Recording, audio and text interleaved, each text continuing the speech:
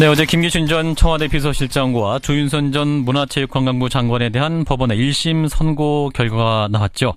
김기춘 전 실장은 징역 3년, 조윤선 전 장관은 징역 1년에 집행유예 2년을 선고받으면서 어제 바로 석방됐습니다.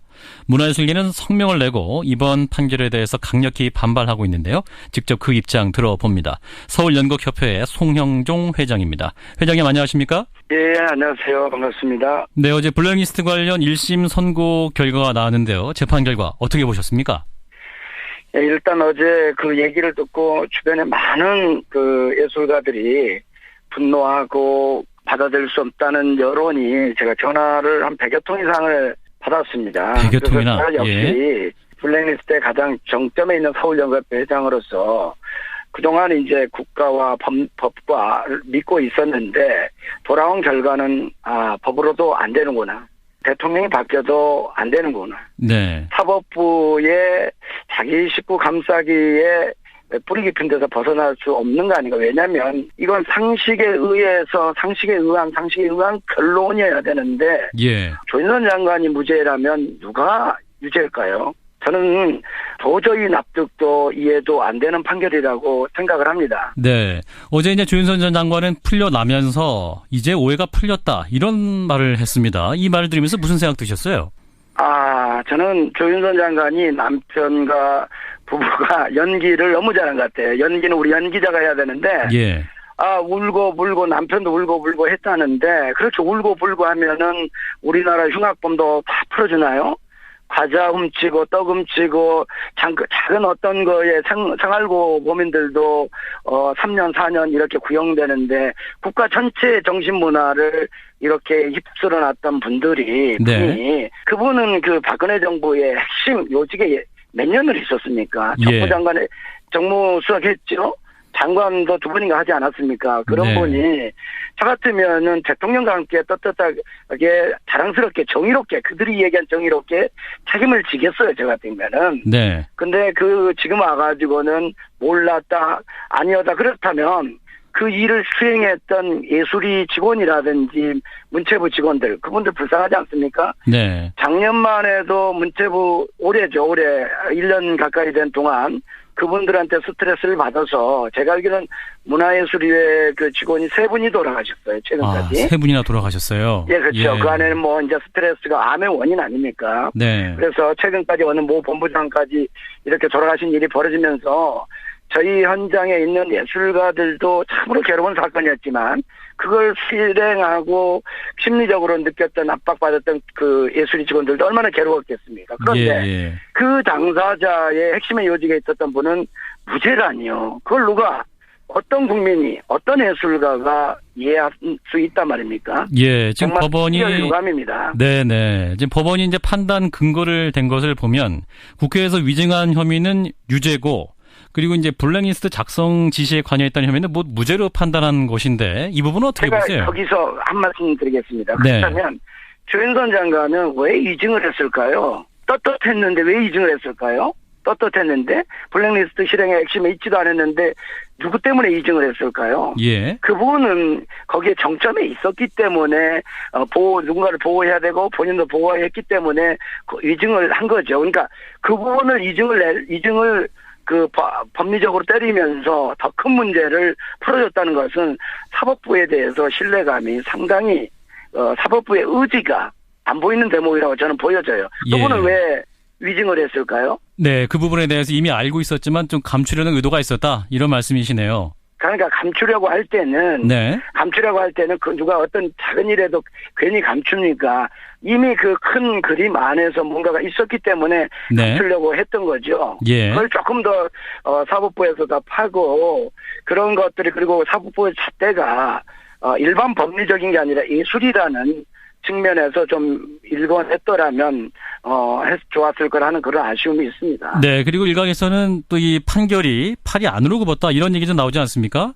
잠깐 말씀하셨습니다마는 남편인 박성엽 변호사가 김앤장 출신이다. 그래서 김앤장의 승리가 아니냐. 또 직접 변론을 할 때 눈물을 흘렸다. 이 부분들이 많이 거론되는데요. 네, 그래서 대한민국의 법조계가 이제 문 닫아야죠. 김앤장 그 마피아 같은 김앤장이 승리라는 그 말이 나올 정도로 결국은 뭐 돈 있는 사람은 그렇게 되고 돈 없는 사람은 끌려가는 누가 우리 사법부가 앞으로 정의로운 판결을 누가 내릴 수 있다고 생각하겠습니까? 그런 예. 일은 정말 있어서도 안 되는 일들이 벌어졌다고 생각하고요. 지금이라도 저는 검찰이 특검이 항소를 해서 다시 이 문제는 국민이 납득하는 선에서 이루어져야 될 문제지, 김기춘 씨나 조윤선 씨나 우병우 씨나 전부 다 이번 사건에서 보면 우리 국민들에게 법이 얼마만큼 빠져나갈 허점이 많은지, 인정하지 않고 버티면 되는지, 울면은 풀어주는지, 말도 안 되는 것을 우리 국민들에게 모순적인 걸 가르쳐주는 하나의 큰 사건이었습니다. 예, 이번 계기로, 저는 이 사건을 계기로 절대 블랙리스트가 아니라 이 나라의 정신문화 지배를 해온 어마어마한 사건이 정의롭게 정리가 되지 않는다면 앞으로 문체부 직원들 또다시 또 다른 블랙리스트의 유혹을 느낄 겁니다. 네. 저는 그래서 이번에 정의롭지 않다. 네, 그렇게 생각하시는군요. 사법정의가 네. 사라졌다라는 판단이신데. 그렇습니다. 지금 서울연극협회도 블랙리스트 피해 당사자 중 하나로 거론되고 있죠? 아마 기관 중에 제일 큰, 이렇게 보면 될 것 같습니다. 박근혜 정부가 세월호 이전과 세월호 이후에 언론이라든지 문화예술단체를 다루는 방법이 확연히 달라진 것은 아마 사회자님도 아실 거예요. 예. 세월호 이후에 이제 연극은 뭡니까? 동시대의 거울입니다. 그렇기 때문에 연극은 정부를 비판하려 그래서 비판한 게 아니고 동시대의 사회가 어떻게 흐르냐에 따라서 소재 주제가 따라가는 거 아니겠습니까? 네. 그렇기 때문에 세월호 문제에 대한 얘기를 예술가라면 안 건들고 갈 수가 없었겠죠. 네. 그러면은 정부는 그런 것들을 소금과 바이러스로 생각을 하고 더 좋은 정치를 했으면 좋았을 텐데, 듣기 싫은 소재 선택을 한 연극을 하는 사람에게 재갈을 밀리고, 당연히 지원해줘야 될, 당연이라는 용어가 좀 어폐가 있을 수 있지만 기초예술이니까요. 기초예술에 지원해서 배제시키고 화이트, 블랙 이렇게 나누는 이런 일을 저질리게 된 거죠. 네네. 앞으로 이런 일 절대로 없어야 된다 이런 말씀이신데, 자, 앞으로 이 문제 어떻게 대응하실 계획인가요? 짧게 말씀해 주시면. 이제는 서울협회가 전면에 나서서 민형사상 피해, 서울연극제 때의 극단 대관 탈락을 의도적으로 시킨 거에 대한 피해 보상이라든지, 그리고 인건비 지원이라든지 여러 가지 면에서 의도적으로 배제한 그 리스트와 그런 증거들이 다 있습니다. 그런 걸 가지고 국가랑 싸울 것이고, 또 지난 2015년도에 그 예술인을 상대로 저희가 고소를 했을 때도 검찰에서 무혐의 처분 내렸어요. 예. 그때만 검찰도 만약에 그때만 제대로 잡았더라도 이 블랙리스트 사건이 더 퍼져나가지 않았을 텐데, 네네. 그때 검찰도 공조했던 공범이었죠. 그때는 저희는 이제 민형사상 책임을 끝까지 국가를 상대로 물을 생각을 갖고 있습니다. 네, 알겠습니다. 여기까지 듣죠. 고맙습니다. 예, 감사합니다. 서울연극협회 송형종 회장이었습니다. 네, 어제 김기춘 전 청와대 비서실장과 조윤선 전 문화체육관광부 장관에 대한 법원의 1심 선고 결과가 나왔죠. 김기춘 전 실장은 징역 3년, 조윤선 전 장관은 징역 1년에 집행유예 2년을 선고받으면서 어제 바로 석방됐습니다. 문화예술계는 성명을 내고 이번 판결에 대해서 강력히 반발하고 있는데요. 직접 그 입장 들어봅니다. 서울연극협회의 송형종 회장입니다. 회장님 안녕하십니까? 예, 안녕하세요. 반갑습니다. 네, 어제 블랙리스트 관련 1심 선고 결과가 나왔는데요. 재판 결과 어떻게 보셨습니까? 예, 일단 어제 그 얘기를 듣고 주변에 많은 그 예술가들이 분노하고 받아들일 수 없다는 여론이, 제가 전화를 한 100여 통 이상을 받았습니다. 100여 통이나? 그래서 역시 예. 블랙리스트의 가장 정점에 있는 서울연극협회 회장으로서 그동안 이제 국가와 법과 믿고 있었는데 돌아온 결과는 법으로도 안 되는구나. 대통령이 바뀌어도 안 되는구나. 네. 사법부의 자기 식구 감싸기에 뿌리 깊은 데서 벗어날 수 없는 거 아닌가. 왜냐하면 이건 상식에 의한 결론이어야 되는데, 예. 조윤선 장관이 무죄라면 누가 유죄일까요? 저는 도저히 납득도 이해도 안 되는 판결이라고 생각을 합니다. 네. 어제 이제 조윤선 전 장관은 풀려나면서 이제 오해가 풀렸다 이런 말을 했습니다. 이 말을 들으면서 무슨 생각 드셨어요? 저는 조윤선 장관이 남편과 부부가 연기를 너무 잘한 것 같아요. 연기는 우리 연기자가 해야 되는데, 예. 울고 불고 남편도 울고 불고 했다는데 그렇게 울고 불고 하면은 우리나라 흉악범도 다 풀어주나요? 과자 훔치고 떡 훔치고 작은 어떤 거에 생활고 범인들도 3년 4년 이렇게 구형되는데 국가 전체의 정신문화를 이렇게 휩쓸어 놨던 분들이 네. 그분은 그 박근혜 정부의 핵심 요직에 몇 년을 있었습니까? 예. 정부장관에 정무수석했죠. 장관도 2번인가 하지 않았습니까? 그런 네. 분이 저 같으면은 대통령과 함께 떳떳하게 자랑스럽게 정의롭게 그들이 얘기한 정의롭게 책임을 지겠어요. 저 같으면은. 네. 근데 지금 와가지고는 몰랐다 아니었다 그렇다면 그 일을 수행했던 예술이 직원이라든지 문체부 직원들 그분들 불쌍하지 않습니까? 네. 작년만 해도 문체부 올해 1년 가까이 된 동안 그분들한테 스트레스를 받아서 제가 알기로는 문화예술위의 그 직원이 3분이 돌아가셨어요. 최근까지. 3분이나 돌아가셨어요. 예, 그렇죠. 예. 그 안에는 뭐 이제 스트레스가 암의 원인 아닙니까? 네. 그래서 최근까지 어느 모 본부장까지 이렇게 돌아가신 일이 벌어지면서 저희 현장에 있는 예술가들도 참으로 괴로운 사건이었지만 그걸 실행하고 심리적으로 느꼈던 압박받았던 그 예술인 직원들도 얼마나 괴로웠겠습니까? 그런데 예. 그 당사자의 핵심의 요직에 있었던 분은 무죄라니요. 그걸 누가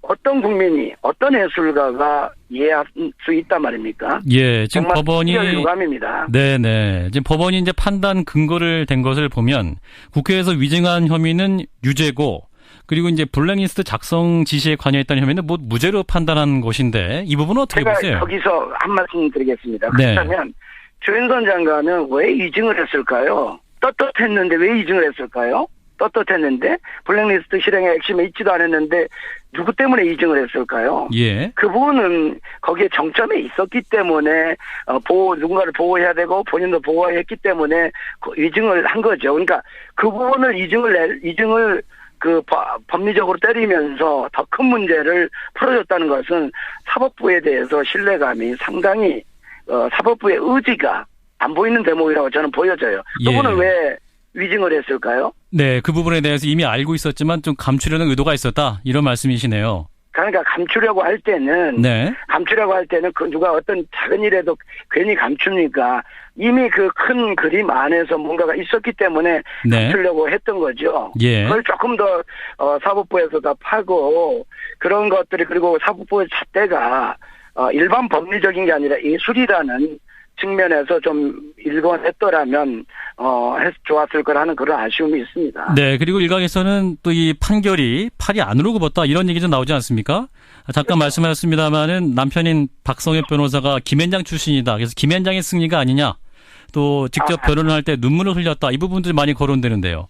예, 그래서 대한민국의 법조계가 이제 문 닫아야죠. 김앤장 그 마피아 같은 김앤장이 승리라는 그 말이 나올 정도로 결국은 뭐 돈 있는 사람은 그렇게 되고 돈 없는 사람은 끌려가는 누가 우리 사법부가 앞으로 정의로운 판결을 누가 내릴 수 있다고 생각하겠습니까? 그런 예. 일은 정말 있어서도 안 되는 일들이 벌어졌다고 생각하고요. 지금이라도 저는 검찰이 특검이 항소를 해서 다시 이 문제는 국민이 납득하는 선에서 이루어져야 될 문제지 김기춘 씨나 조윤선 씨나 우병우 씨나 전부 다 이번 사건에서 보면 우리 국민들에게 법이 얼마만큼 빠져나갈 허점이 많은지 인정하지 않고 버티면 되는지 울면은 풀어주는지 말도 안 되는 것을 우리 국민들에게 모순적인 걸 가르쳐주는 하나의 큰 사건이었습니다. 예, 이번 계기로 저는 이 사건을 계기로 절대 블랙리스트가 아니라 이 나라의 정신문화 지배를 해온 어마어마한 사건이 정의롭게 정리가 되지 않는다면 앞으로 문체부 직원들 또다시 또 다른 블랙리스트의 유혹을 느낄 겁니다. 네. 저는 그래서 이번에 정의롭지 않다. 네, 그렇게 생각하시는군요. 사법정의가 예. 사라졌다라는 판단이신데. 그렇습니다. 지금 서울연극협회도 블랙리스트 피해 당사자 중 하나로 거론되고 있죠? 아마 기관 중에 제일 큰 이렇게 보면 될 것 같습니다. 박근혜 예. 정부가 세월호 이전과 세월호 이후에 언론이라든지 문화예술단체를 다루는 방법이 확연히 달라진 것은 아마 사회자님도 아실 거예요. 예. 세월호 이후에 이제 연극은 뭡니까? 동시대의 거울입니다. 그렇기 때문에 연극은 정부를 비판하려 그래서 비판한 게 아니고 동시대의 사회가 어떻게 흐르냐에 따라서 소재 주제가 따라가는 거 아니겠습니까? 네. 그렇기 때문에 세월호 문제에 대한 얘기를 예술가라면 안 건들고 갈 수가 없었겠죠. 네. 그러면은 정부는 그런 것들을 소금과 바이러스로 생각을 하고 더 좋은 정치를 했으면 좋았을 텐데 듣기 싫은 소재 선택을 한 연극을 하는 사람에게 재갈을 밀리고 당연히 지원해줘야 될 당연이라는 용어가 좀 어폐가 있을 수 있지만 기초예술이니까요. 기초예술에 지원해서 배제시키고 화이트, 블랙 이렇게 나누는 이런 일을 저질리게 된 거죠. 네네.